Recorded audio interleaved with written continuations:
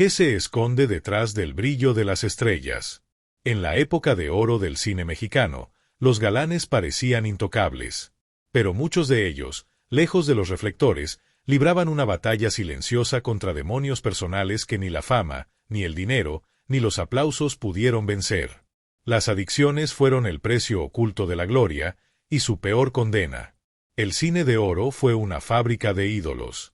Hombres fuertes, seductores, carismáticos, que encarnaban al charro valiente, al romántico incorregible o al pícaro irresistible.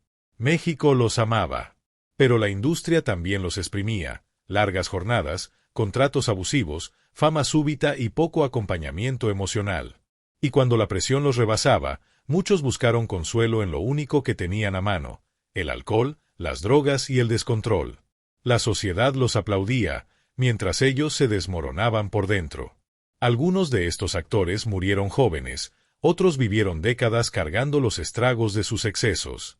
La mayoría fue abandonada por la industria que los creó, olvidada por el público que los adoró y usada como advertencia para las generaciones futuras. Pero sus historias merecen ser contadas. Porque fueron víctimas de una época que sabía cómo fabricar ídolos, pero no cómo protegerlos de sí mismos. Prepárate para conocer los 10 actores que pasaron del éxito a la ruina por culpa de las adicciones. Pero antes, te invito a suscribirte, activar la campanita y darle me gusta a este video para que la historia llegue a más personas. Pedro Infante, ídolo entre tragos. Pedro Infante es, sin discusión, el rostro más emblemático del cine de oro mexicano. Su imagen es sinónimo de nobleza, talento, carisma y tragedia. Fue el charro que cantaba, el galán que lloraba, el mecánico que se enamoraba de la muchacha rica. Un hombre que supo conectar con todas las clases sociales, que llenaba salas de cine, radios y corazones. Pero detrás de la figura inmortalizada en mármol, hubo un hombre real. Un hombre con vacíos. Un hombre que no supo cómo manejar la presión de ser perfecto. Pedro provenía de una familia humilde de Sinaloa. Su ascenso al estrellato fue meteórico. En cuestión de años pasó de trabajar como carpintero y músico de orquesta a ser la estrella número 1 del cine nacional. Pero con la fama vino la exigencia, y con la exigencia, la necesidad de escape. El alcohol se convirtió en su compañero constante. Se decía que era alegre, fiestero, generoso, pero también impulsivo, temperamental y melancólico. En los sets de filmación, muchos lo recuerdan llegando con resaca. Otros lo vieron beber antes de una toma para aflojar la voz. Tenía una capacidad casi sobrehumana para funcionar a pesar del cansancio, la fiesta y la bebida. Pero eso no era sostenible. Se rumoreaba que varios de sus romances fuera del matrimonio, incluyendo su relación paralela con Irma Dorantes mientras seguía casado con María Luisa León, estaban marcados por escenas de celos, arrebatos de pasión y alcohol. A Pedro no solo lo consumía la bebida, también la necesidad de vivir al límite. Era adicto a la adrenalina. Amaba las motocicletas, los aviones, los autos rápidos. Le gustaba sentir que controlaba su destino, aunque eso significara arriesgarlo todo. Más de una vez estuvo a punto de sufrir un accidente fatal, hasta que finalmente, el 15 de abril de 1957, lo inevitable ocurrió. Ese día, Pedro Infante piloteaba un avión rumbo a la Ciudad de México. Tenía licencia de aviador, pero muchos aseguran que no se encontraba en condiciones óptimas para volar. El avión cayó en Mérida y explotó. Su cuerpo fue identificado por un anillo y algunos restos calcinados. Tenía apenas 39 años. Su muerte conmovió al país entero. Nadie quería creerlo. Algunos aún hoy afirman que está vivo, escondido. Pero la verdad es más dolorosa que cualquier leyenda. Pedro murió víctima de sus propias pasiones, de un ritmo de vida que nadie podía mantener. El alcohol no fue la causa directa de su muerte, pero fue una constante en su vida, un combustible que lo empujaba y también lo desgastaba. Fue el ídolo más querido de México, pero como tantos ídolos, murió joven, cargando un peso que ningún ser humano debería soportar solo. Luis Aguilar, el Gallo Giro, ahogado en alcohol. Luis Aguilar fue, por muchos años, el símbolo del charro elegante y simpático en el cine de oro mexicano. Su apodo El Gallo Giro le quedaba como anillo al dedo, imponente, gallardo, siempre sonriente y con una voz que enamoraba. Fue el prototipo del hombre bravo, del que siempre tenía una canción en los labios y un tequila en la mano. Y quizás ahí estuvo el principio del fin. El tequila nunca fue solo parte de su personaje, también lo fue de su vida diaria. Nacido en Hermosillo, Sonora, en 1918, Luis tenía todo lo que el público adoraba: buen físico, carisma natural, voz potente y una personalidad magnética. Comenzó su carrera en los años 40, y rápidamente ganó fama con películas como El Siete Leguas, El Látigo Negro y Sombra Verde. Compartió créditos con Pedro Infante, Jorge Negrete, María Félix y toda la realeza fílmica de la época. Pero mientras en pantalla era el hombre fuerte, justo y valiente, en la vida real comenzaba a perder el control. Al igual que muchos de sus compañeros, Luis empezó a beber como parte de la vida social del espectáculo. Las giras, las grabaciones, las premieres y las fiestas se acompañaban inevitablemente con alcohol. En un México donde el tequila era símbolo de virilidad, rechazar una copa podía considerarse una ofensa. Y Luis nunca decía que no. Al principio era parte del show, hasta que dejó de serlo. Con el tiempo, la bebida se convirtió en un hábito diario.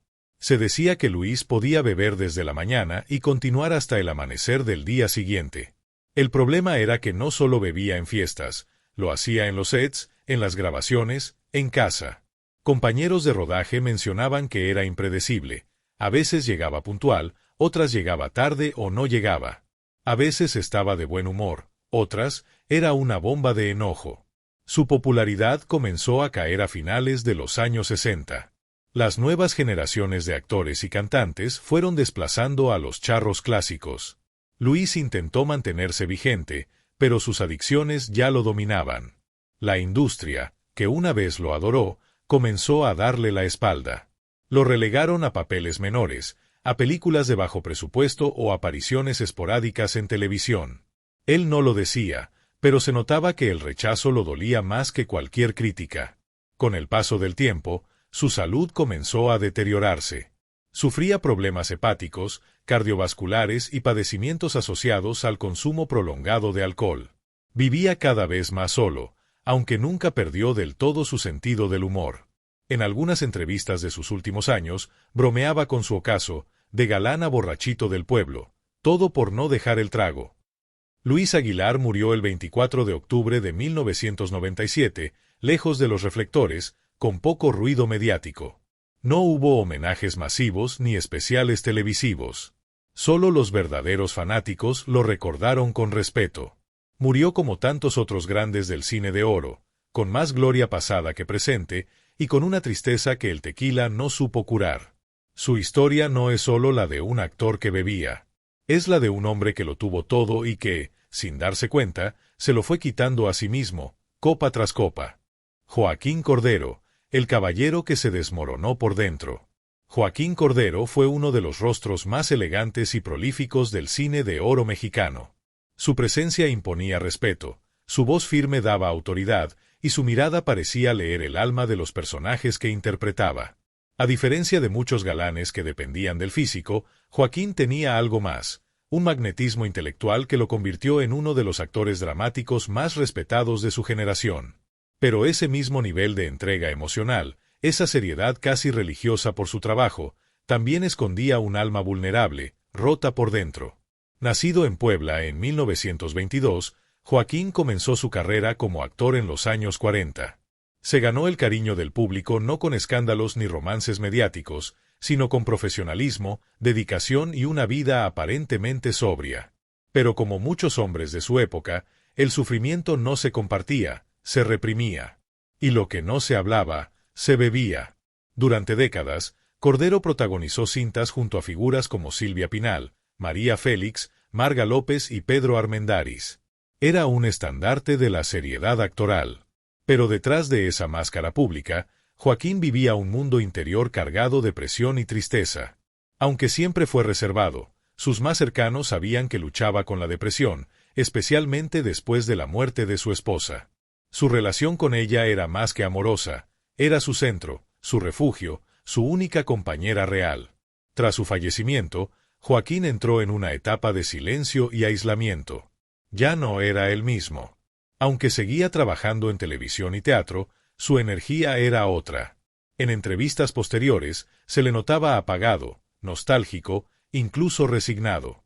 Fue entonces cuando el alcohol se volvió constante. No lo bebía con amigos, ni en fiestas, ni en reuniones. Lo hacía solo, en casa, en silencio. Era su forma de apagar el dolor sin hablarlo, de anestesiar la ausencia, de callar lo que no sabía expresar. En más de una ocasión, colegas mencionaron que Joaquín prefería trabajar largas horas para evitar regresar a casa. Cuando lo hacía, lo esperaba un sillón, un vaso y el recuerdo de una vida que ya no existía. Nunca fue escandaloso. Nunca se le vio borracho en público.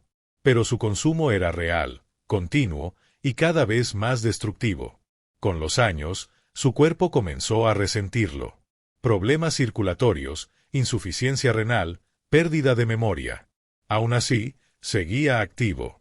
Quienes lo dirigían decían que ya no era el actor preciso de antes, pero que su simple presencia elevaba cualquier escena. Murió el 19 de febrero de 2013, a los 89 años, rodeado de familia, pero con la salud y la lucidez muy deterioradas. Joaquín Cordero no fue una estrella fugaz. Fue una estrella que brilló durante décadas y que se apagó lentamente, con dignidad, pero también con dolor. Su historia no es solo la de un actor. Es la de un hombre que dio todo por su arte, pero que no supo qué hacer con el silencio cuando las cámaras dejaban de grabar. Fernando Soto Mantequilla. El bufón que se anestesió con risas y tragos. En el imaginario del cine de oro mexicano, Fernando Soto Mantequilla ocupa un lugar especial. Su rostro es sinónimo de comedia, ternura y momentos entrañables. Fue el eterno amigo del protagonista, el torpe adorable, el que hacía reír con solo entrar a cuadro. Pero, como sucede tantas veces, el que más hace reír es el que más sufre en silencio. Fernando nació en Puebla en 1911 y desde muy joven descubrió que tenía un don natural para la comedia. Su rostro redondo, su mirada pícara y su manera de hablar lo convirtieron en un personaje recurrente en decenas de películas junto a Pedro Infante, Jorge Negrete, Sara García y otras leyendas. Pero mientras el público lo adoraba como el payaso bonachón, detrás de cámara su corazón cargaba un peso que ni los aplausos podían aligerar. Desde sus primeros años en el medio, Fernando notó que el público solo lo quería ver haciendo reír. Cada vez que intentaba abordar un papel serio o dramático, los productores lo rechazaban. «Tú naciste para hacer reír», le decían. Y aunque lo hacía con maestría, ese encasillamiento lo frustraba profundamente. Sentía que nunca sería valorado como actor completo, que su talento se limitaba al estereotipo de bufón. Y esa frustración, esa sensación de ser el segundo plato de la industria, lo llevó a encontrar consuelo en el alcohol. Lo que al principio eran copas para soltarse antes de una escena o relajarse después de una función, se convirtió en una rutina diaria. Se decía que Fernando siempre llegaba a los rodajes con una alegría artificial, producto de unas cuantas bebidas. Nadie lo cuestionaba, porque cumplía. Daba resultados. Hacía reír al público. Pero cada vez que terminaba la jornada, regresaba a casa solo, con su botella. Uno de sus colegas más cercanos relató años después que Fernando sufría de insomnio, ansiedad y pensamientos oscuros. Una vez me dijo que la única manera en la que podía dormir era con un trago en la mano y una película vieja en la televisión, para recordar los tiempos donde aún creía que la comedia era suficiente. A medida que pasaban los años, su cuerpo comenzó a pagar factura. Su rostro se tornó más hinchado, su voz más rasposa, sus movimientos menos ágiles. Aún así, los productores lo seguían llamando, pero ya no como el bufón encantador, sino como el viejo cómico de otros tiempos. Eso le dolía más que cualquier crítica. Murió el 11 de mayo de 1980, con poco ruido mediático, sin homenajes nacionales ni reconocimientos formales. Para muchos, había dejado de existir años antes. Fernando Soto fue el alma cómica del cine de oro, pero también fue una víctima del abandono emocional. De la soledad de aquellos que se dedican a hacer felices a los demás mientras cargan con una tristeza propia.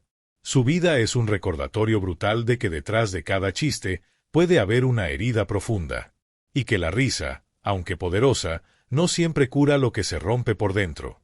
Wolf Rubinsky, el fuerte que se quebró en silencio.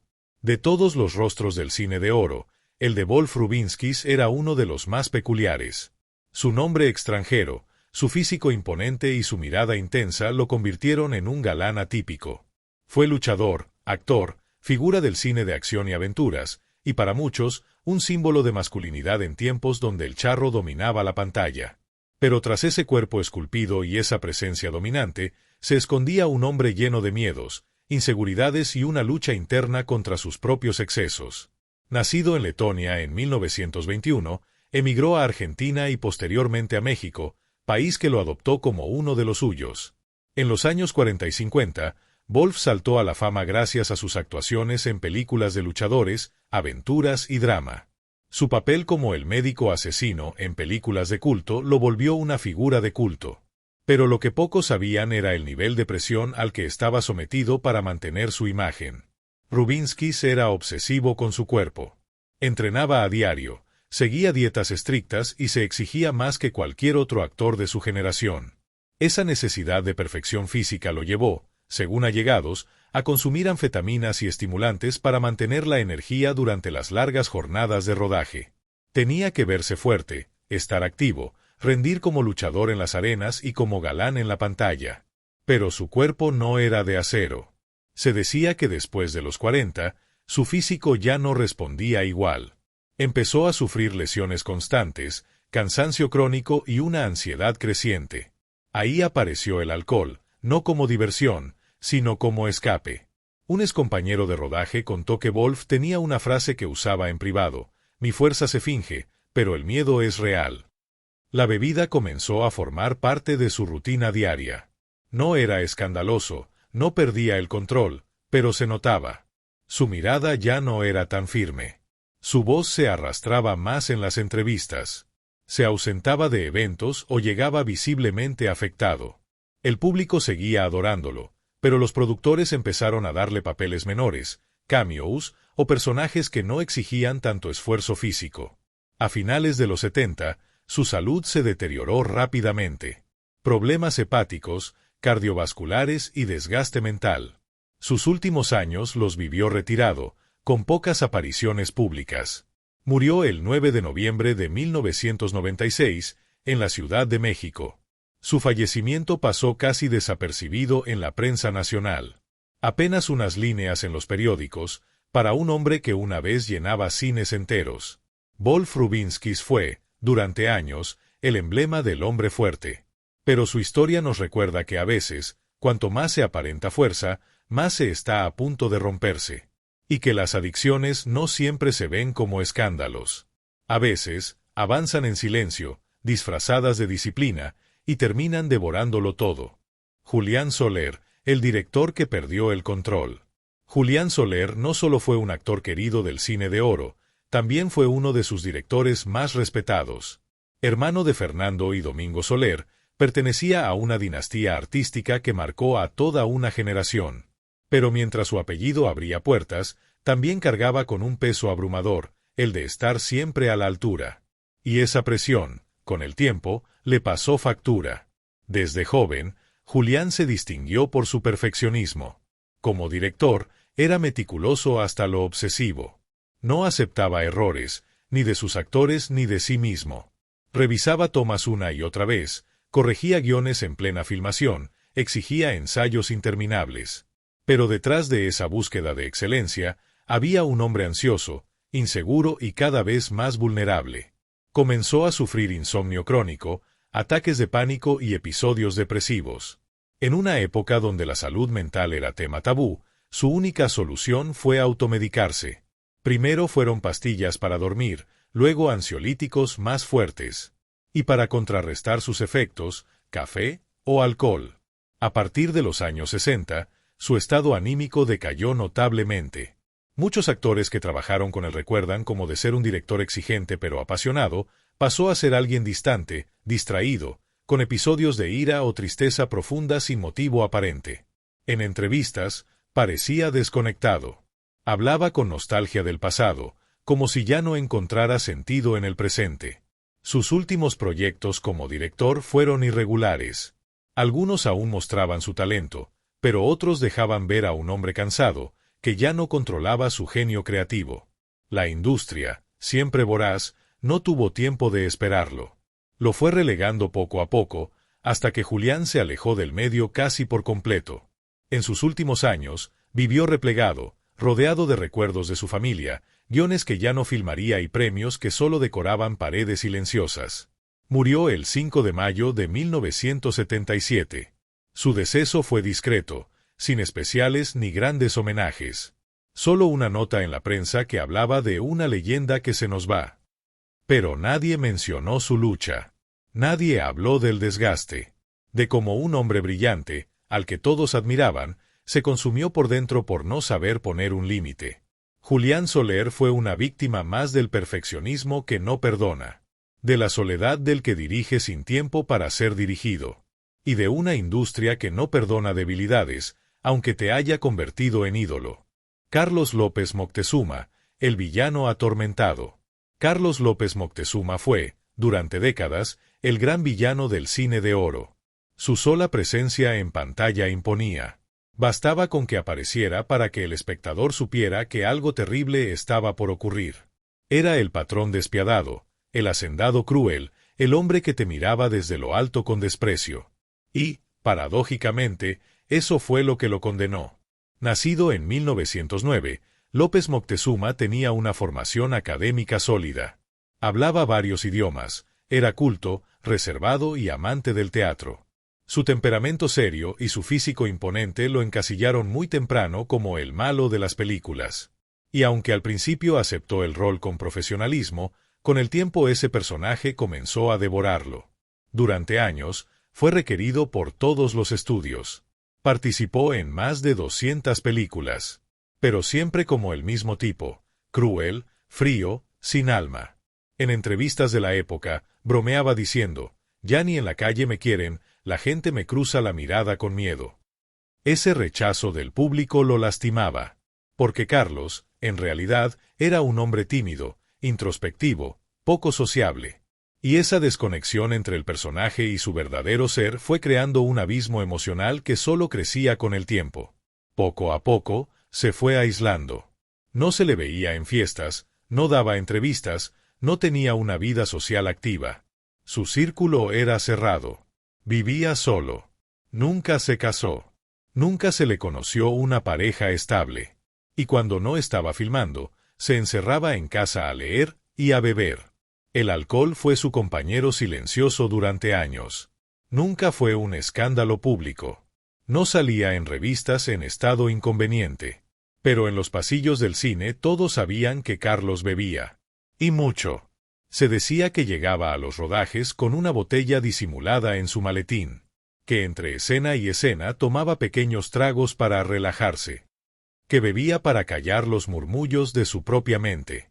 Uno de sus colegas dijo en una ocasión, Carlos no era malo, pero actuaba como si el mundo se lo hubiera tragado, como si nunca lo hubieran dejado ser otra cosa. En los años 70, su carrera empezó a apagarse. La televisión lo ignoraba. El cine lo consideraba anticuado. Y Carlos, encerrado en su casa, con sus libros y su whisky, simplemente dejó de existir para el mundo. Murió en 1980, a los 70 años, por complicaciones hepáticas y cardíacas. Su muerte pasó casi desapercibida. No hubo homenajes masivos. Solo algunos directores y críticos que reconocieron su legado como actor, pero nadie habló del hombre que vivió tras la máscara del villano. Carlos López Moctezuma fue víctima del encasillamiento, de la soledad, de la necesidad de ser alguien más, sin que le dieran nunca la oportunidad de ser simplemente él. Y su historia es una más entre tantas, la de un talento inmenso que fue olvidado por no cumplir con los caprichos de una industria que nunca perdona la fragilidad. Antonio Aguilar, entre el escenario y la botella. Antonio Aguilar fue, sin lugar a dudas, uno de los grandes ídolos de la cultura popular mexicana. No solo fue actor del cine de oro, también fue cantante, productor, empresario, guionista y figura de la charrería. Era el hombre que lo hacía todo, y lo hacía bien.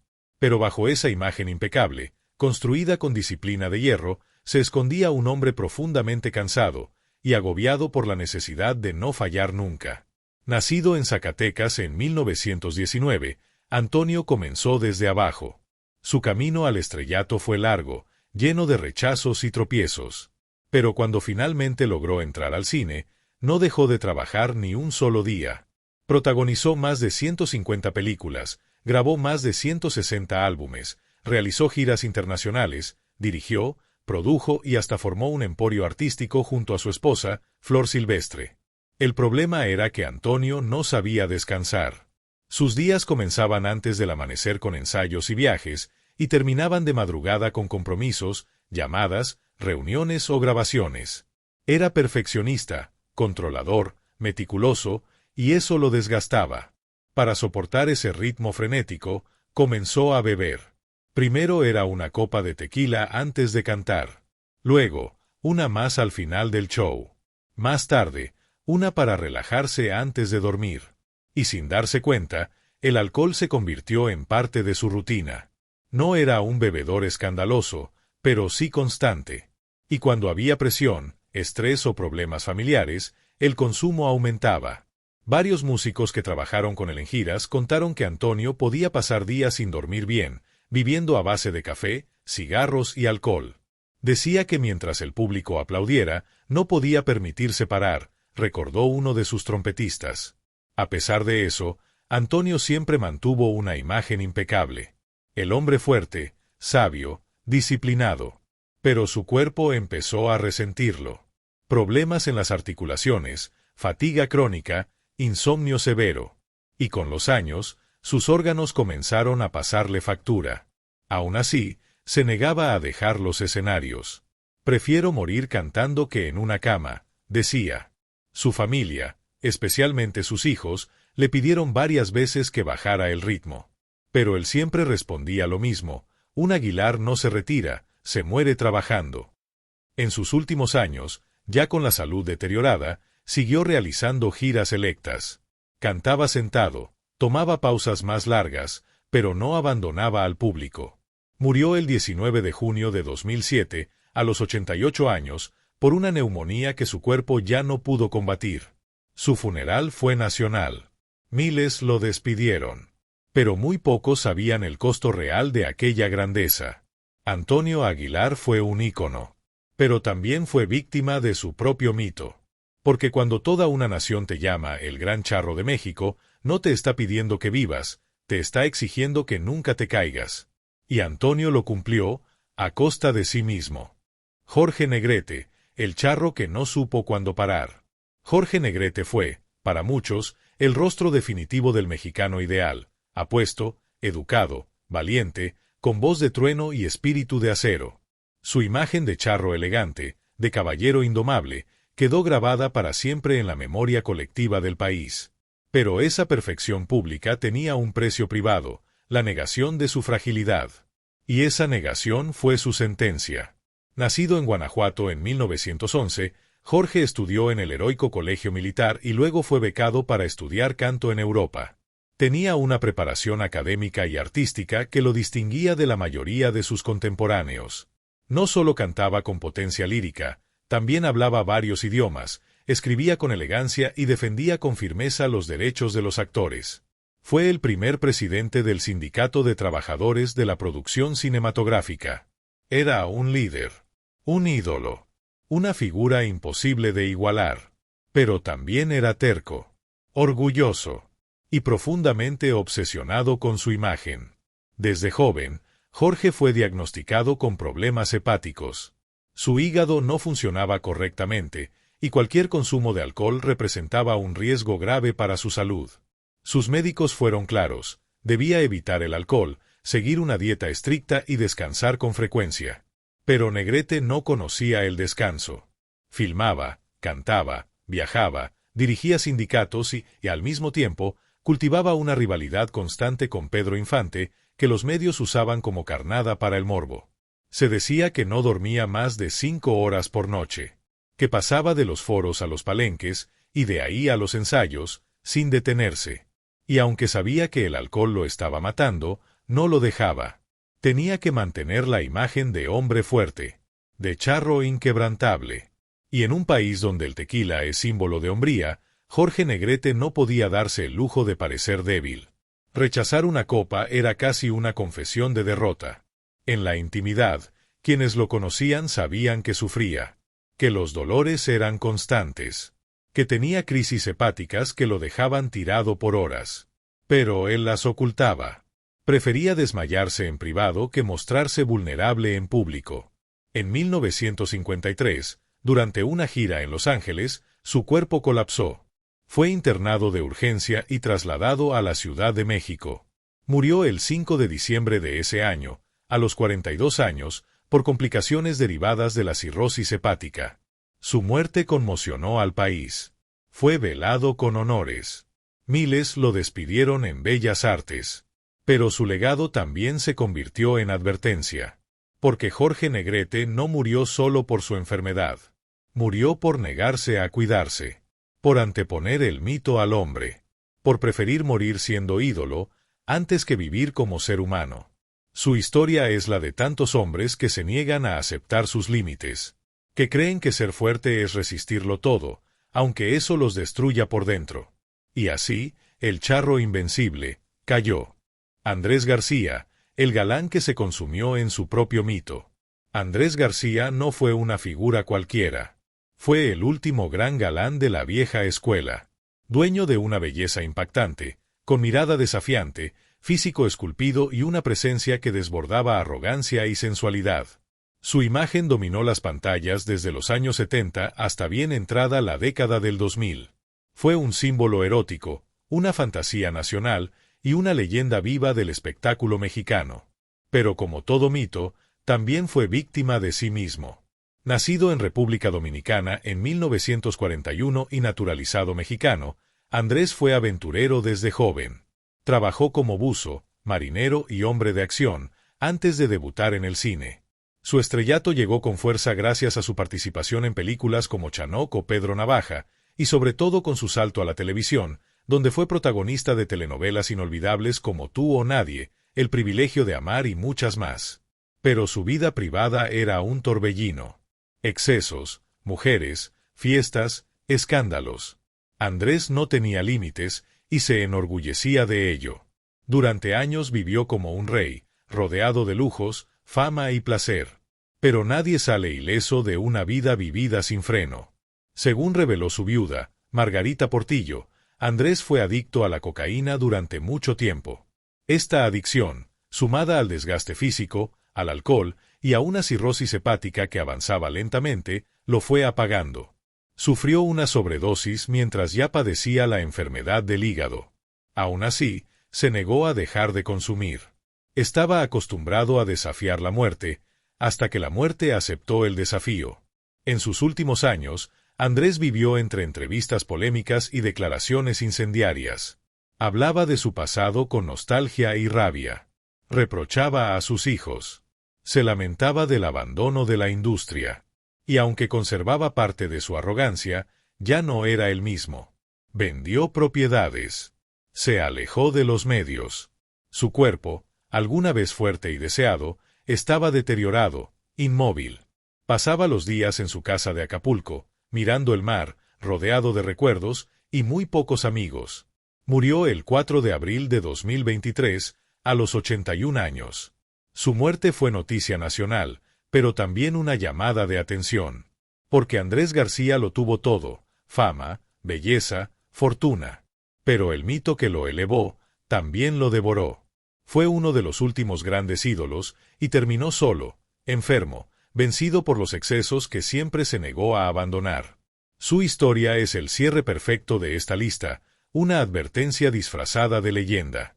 Porque en el cine de oro y más allá, el verdadero enemigo nunca fue el olvido, sino el veneno silencioso de las adicciones. Estos 10 actores, algunos legendarios, otros ignorados, todos humanos, comparten un destino común: pasaron del éxito a la ruina por culpa de las adicciones. Pero más allá del alcohol, las pastillas o el agotamiento, la verdadera causa fue el abandono. Un sistema que los exprimió. Un público que los idealizó. Y una industria que, cuando dejaron de ser útiles, les cerró la puerta.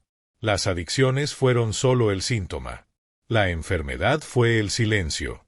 Las cámaras dejaron de rodar. Los aplausos se apagaron. Pero el dolor siguió ahí, creciendo entre bastidores. Estos hombres no murieron por debilidad.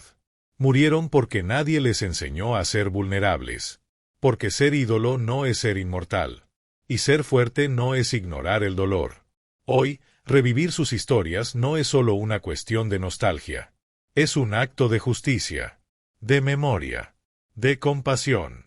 Que nunca se nos olvide que detrás de cada leyenda hubo un hombre real, con miedos, heridas, excesos y un grito ahogado que nadie quiso escuchar. Si esta historia te conmovió, suscríbete al canal, comenta cuál de estos actores te impactó más y comparte este video con quienes aman el cine de oro mexicano para que también recuerden lo que el tiempo intentó borrar.